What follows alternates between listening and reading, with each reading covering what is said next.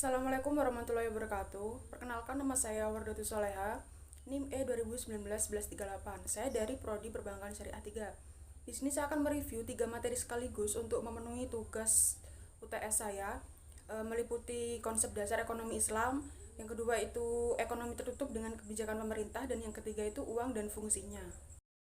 Yang pertama saya akan membahas tentang konsep dasar ekonomi Islam. Definisi ilmu ekonomi itu sendiri yaitu sebuah cabang ilmu yang membahas dan mempelajari tentang perilaku manusia dalam memenuhi kebutuhannya dan memuaskannya. Sedangkan ekonomi Islam yaitu sebuah cabang ilmu yang membahas dan mempelajari tentang perilaku manusia untuk memenuhi kebutuhannya dan memuaskannya berdasarkan falah yang sesuai dengan prinsip-prinsip dan nilai-nilai dalam Al-Quran, As-Sunnah, Ijma' dan Qiyas. Dalam ekonomi Islam, sumber hukumnya itu berlandaskan kepada Al-Quran, As-Sunnah, Ijma' dan Qiyas.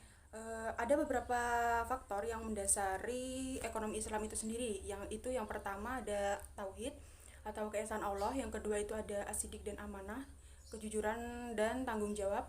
Yang ketiga itu mengakui hak milik sendiri ataupun orang lain. Yang keempat itu ada al-adalah, yaitu adil. Yang kelima itu ada at-tawazun atau keseimbangan, dan yang kelima itu ada at-ta'awun atau tolong menolong. Ada beberapa karakteristik dalam ekonomi Islam itu sendiri, yaitu yang pertama itu ekonomi Islam di sini itu terikat dengan akidah, syariah dan akhlak. Kedua, harta milik Allah Subhanahu wa taala dan manusia sebagai khalifah. Yang ketiga ada larangan maisir, goror dan riba. Selanjutnya saya akan membahas tentang ekonomi tertutup dengan kebijakan pemerintah atau ekonomi tiga sektor. Ekonomi tiga sektor itu sendiri adalah perekonomian yang meliputi kegiatan dalam sektor perusahaan, rumah tangga, dan juga pemerintahan. Dalam perekonomian tiga sektor ini terdapat campur tangan pemerintah sehingga menyebabkan dua perubahan yang penting, yaitu diantaranya yang pertama, penarikan pajak yang dilakukan oleh pemerintah menambah pengeluaran agrariat dalam industri rumah tangga. Yang kedua, pajak memungkinkan pemerintah untuk melakukan pembelanjaan sehingga akan menaikkan pembelanjaan agrariat. Pendapatan yang diterima oleh rumah tangga ini akan digunakan sebagai satu untuk ditabung, kemudian yang kedua untuk membayar biaya konsumsi, dan yang ketiga untuk investasi. Dalam ekonomi tiga sektor ini terdapat syarat keseimbangan, di mana penawaran agrariat itu sama dengan agrariat demand. Perekonomian yang tidak melakukan perdagangan luar negeri, AS sama dengan Y. Di sini ada berbagai bentuk macam pajak.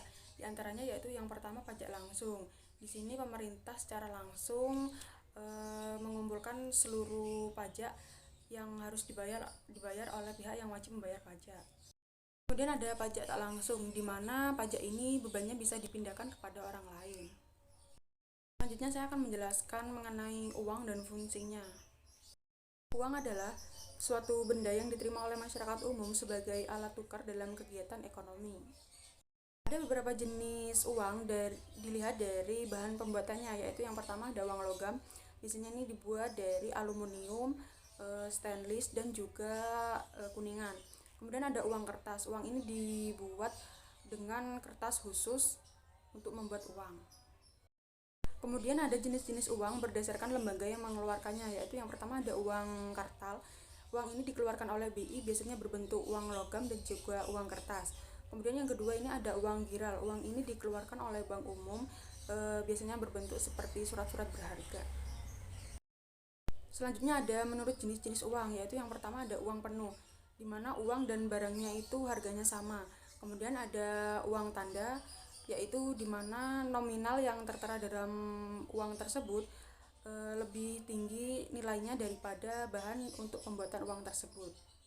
Ada beberapa fungsi dari uang, yaitu yang pertama sebagai alat tukar, kemudian yang kedua sebagai alat pembayaran, yang ketiga sebagai alat pemindah kekayaan, yang keempat itu sebagai penimbun kekayaan, dan yang kelima itu sebagai pendorong kegiatan ekonomi. Mungkin cukup itu penjelasan dari saya, kurang lebihnya saya mohon maaf. Wassalamualaikum warahmatullahi wabarakatuh.